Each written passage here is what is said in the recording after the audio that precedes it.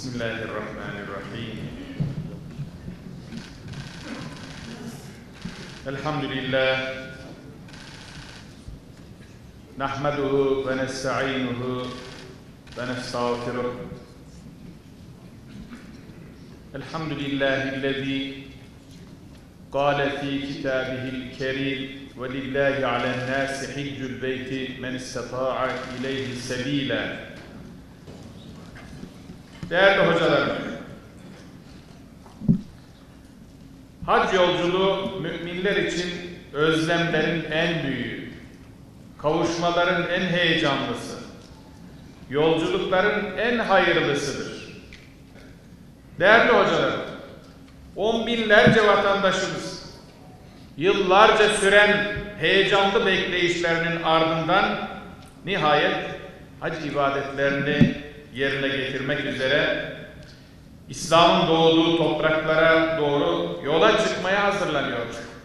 Hacılarınız içinde 14 yıldır değil mi en eski Remzi Hocam? Doğru hocam. 14 yıldır bekleyen hacılarınız var. Onlar her Kur'a çekildiğinde gözyaşlarıyla Kur'an'ın kendilerine çıkmayışının üzüntüsünü yaşadılar.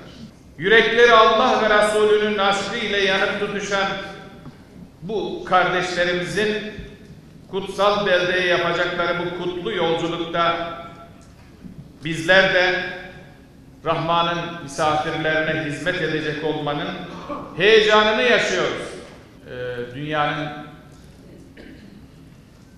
bütün İslam ülkelerinden, Müslümanların azınlıkta bulunduğu ülkelerden milyonlarca hacı gelmekte, yüzlerce organizasyon yapılmakta.